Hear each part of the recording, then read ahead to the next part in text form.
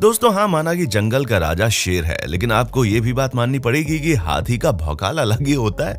और होगा भी क्यों नहीं, ये दुनिया के सबसे ताकतवर जानवरों में से एक जो ठहरे, और ताकत के साथ साथ ये सबसे बड़े लैंड एनिमल है। इसी वजह से तो इन्हें मारने में खूंखार से खूंखार जानवरों के पसीने छूट जाते हैं, क्योंकि इनके बड़े से साइज के हाथी को मार पाना बहुत ही मुश्किल है। पर ऐसे कुछ जानवर भी हैं जो इस मुश्किल काम को आसान करने का दम रखते हैं। अब वो जानवर कौन से, इसे जानने के लिए हमारे वीडियो को अंत तक जरूर देखिए और हमारा साथ बिल्कुल मत छोड़िएगा। टाइगर्स। आप सोच रहे होंगे कि भला 500 पाउंड का टाइगर एक हाथी को मार सकता है? तो दोस्तों, करने को तो टाइगर कुछ भी कर सकता है, लेकिन जब बात हाथी को मारने की आती है ना, तो उसके लिए काफी ज्यादा स्किल्स और एक्सपीरियंस की जरूरत होती है। हालांकि कई सारे खूंखार टाइगर यंग एलिफेंट को अपना शिकार बनाते हैं। अब टाइगर को जाना इसलिए जाता है, वो अपने मजबूत पंजों की मदद से अपने शिकार पर पकड़ बनाते हैं। अपने खूंखार और नुकीले दांतों से उनकी गर्दन पर वार करते हैं। पर हम इस बात को नहीं भूल सकते कि हाथी टाइगर से ना सिर्फ बड़े होते हैं, बल्कि उनकी स्किन भी काफी ज्यादा मोटी होती है।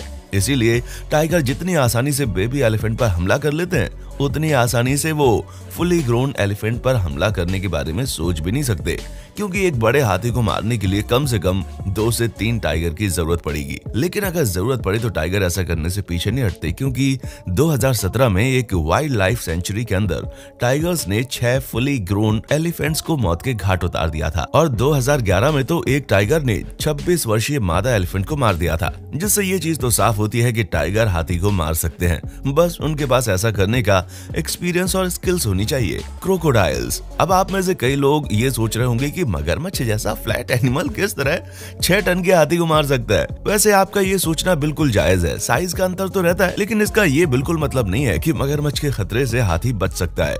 क्योंकि अगर मगरमच्छ ने अपने मजबूत जबड़े से हाथी के ऊपर अपनी पकड़ बना ली, तो हाथी के लिए उसे छुड़ा पाना काफी मुश्किल हो जाता है। और मगरमच्छ को हाथी का शिकार करना होता है तो वो आराम से पानी के अंदर ऑब्जर्व करते हैं कि कब हाथी बिना झुंड के पानी में आए और कभी उस पर झपट्टा मार दे। हालांकि हाथी भी अपनी ताकत का पूरा इस्तेमाल करते हुए अपने आप को छुड़ाने की कोशिश करते हैं, पर सबसे बड़ी मुश्किल तो ये है कि मगरमच्छ हाथी की सूंड पर वार करते हैं, और अगर एक बार मगरमच्छ ने हाथी की सूंड पर गहरा घाव बना दिया या सूंड कट गई, तो हाथी को ना सिर्फ ड्रिंकिंग में प्रॉब्लम होगी, बल्कि वो ढंग से सांस भी नहीं ले पाएंगे, और यही चीज उनकी मौत का कारण बनती है। अब इसका सीधा सा मतलब ये है कि मगरमच्छ भले ही हाथी का शिकार ना कर सके, लेकिन उन्हें इतना घाव तो पहुंचा ही देते हैं कि हाथी की जिंदगी काफी दर्दनाक हो जाती है, और यही दर्द हाथी को मौत तक ले जा सकता है। लायंस। दोस्तों, जाहिर सी बात है कि जब टाइगर हाथी को मार सकता है तो शेर क्यों नहीं। और अगर हम शेर और हाथी की बात करें तो ये दोनों पैदाइशी दुश्मन हैं। असल में जब शेरनियां शिकार पर निकलती हैं तो ये नहीं देखती कि सामने कौन है। ऐसे में एक एडल्ट हाथी का शिकार करने के लिए करीब 6 से 7 शेरनियों को उस पर वार करना पड़ेगा। लेकिन जब बात शेर की आएगी तो 2 शेर मिलकर एक एडल्ट हाथी का शिकार कर सकते हैं, और अगर शेर काफी फुर्तीला और ताकतवर है तो अकेले भी एक यंग हाथी को धूल चटा सकता है। अब जैसे कि आप इस वीडियो में देख लीजिए कि किस तरह फोर्स के साथ 6 शेर यंग हाथी के पीछे उसे दबोच रहे हैं, उसका शिकार करने की कोशिश करते हैं। असल में दोस्तों, शेर हमेशा यंग एलिफेंट या फीमेल्स का ही शिकार करना पसंद करते हैं, क्योंकि एक एडल्ट मेल एलिफेंट को हरा पाना थोड़ा मुश्किल हो जाता है, और मुश्किल काम करने से शेर वैसे भी पीछे हट जाते हैं। यही तो कारण है कि शेर हमेशा अपने शिकार के पीछे से झपट्टा मारते हैं, ताकि इन्हें लड़ने में ज्यादा वक्त न लगाना पड़े। और अधिकतर जब शेर हाथी के पीछे से उन्हें झपट्टा मारते हैं तो उनका सबसे पहला प्रयास हाथी को जमीन पर गिराना होता है, क्योंकि तभी वो उनके शरीर के नाजुक हिस्सों पर वार करके उन्हें लहूलुहान कर सकते हैं। पर कुछ भी कहिए, इन दोनों जानी दुश्मनों की लड़ाई देखने में काफी ज्यादा इंटरेस्टिंग होती है, जिन्हें अगर एक बार देख लिया जाए तो इंसान को बाकी सारी फाइट्स खेल लगने लगेंगी। राइनोस।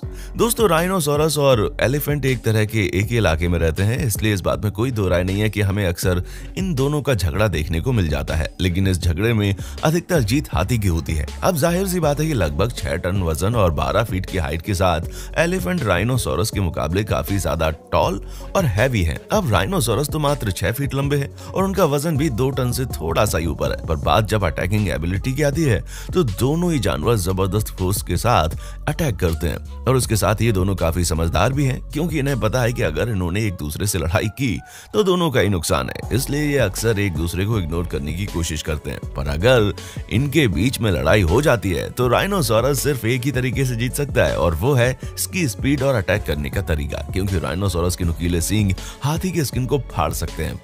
ऐसे में राइनोसोरस का सींग हाथी की गर्दन जैसे नाजुक हिस्से में अगर लग जाए तो अंजाम मौत तक जा सकता है। हालांकि इस बात को आप हमेशा ध्यान रखिए कि राइनोसोरस और हाथी दोनों ही मीट नहीं खाते, इसलिए इनकी जो लड़ाई होती है वो जगह की डिस्प्यूट की वजह से होती है। हाइनाज, अब भले ही हाइना शेर और बाघ की तरह बड़े और स्ट्रॉन्ग ना हो, लेकिन इस बात को झुटलाया नहीं जा सकता कि हाथी के लिए ये भी मुसीबत की तरह है। अब कई लोगों को इस बात पर विश्वास नहीं हो रहा होगा कि हाइना कैसे हाथी जैसे बड़े जानवर का शिकार कर सकते हैं, पर दोस्तों ये एनिमल किंगडम है और यहाँ कुछ भी हो सकता है और इन लकड़बग्गों को अंडर एस्टिमेट करना बहुत बड़ी गलती साबित हो सकती है। अब जैसे कि आप इस वीडियो में देख लीजिए किस तरह से लकड़बग्गे मिलकर बफेलो के पीछे पड़े हुए हैं। हम इस बात को मानते हैं कि एक सिंगल हाइना यानी कि लकड़बग्गा हाथी जैसे बड़े जानवर को कोई नुकसान नहीं पहुंचा सकता, लेकिन इन लकड़बग्गों की सबसे बड़ी ताकत है इनका ग्रुप।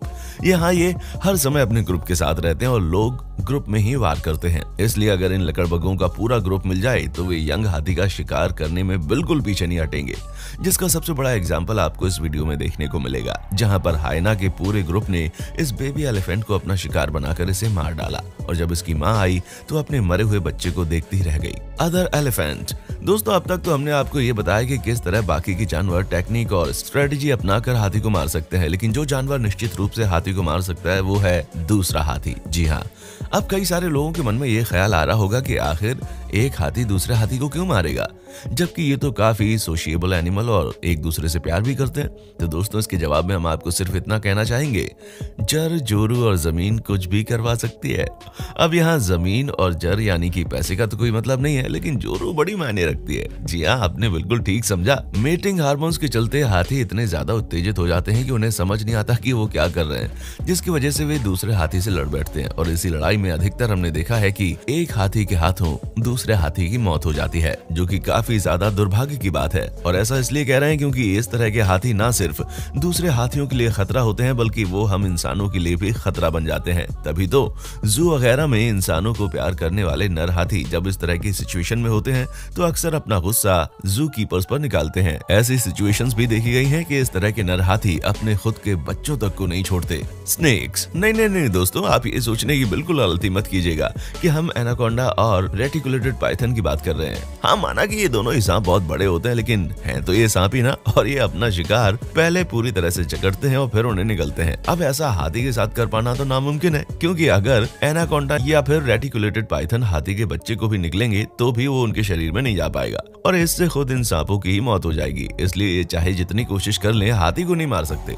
अगर हम छोटे सांपों की बात करें तो छोटे सांप इस काम को करने में पूरी तरह से सक्षम है, खास करके किंग कोबरा, क्योंकि इस तरह के सांपों के अंदर बहुत सारा जहर होता है। और अगर हम किंग कोबरा के अंदर मौजूद जहर की बात करें तो ये एक बार में इतना जहर निकालते हैं कि उससे 20 इंसान मौत के घाट उतारे जा सकते हैं। उसके साथ साथ इनका जहर इतना ज्यादा ताकतवर होता है कि ये एक एडल्ट हाथी तक को मार सकते हैं, वो भी सिर्फ एक ही बाइट में। दोस्तों, कोबरा का जहर ब्रेन की रेस्पिरेटरी सेंसर पर असर करता है, जिसकी वजह से ब्रेन को ये सिग्नल नहीं मिल पाता कि बॉडी सांस ले रही है या नहीं, और इसी के चक्कर में कार्डिक फेलियर हो जाता है, जिसके कारण सांप का शिकार बच नहीं पाता। तो हमें उम्मीद है कि आपको एनिमल किंगडम के जानवरों के बारे में पता चल गया होगा जो हाथी का शिकार कर सकते हैं।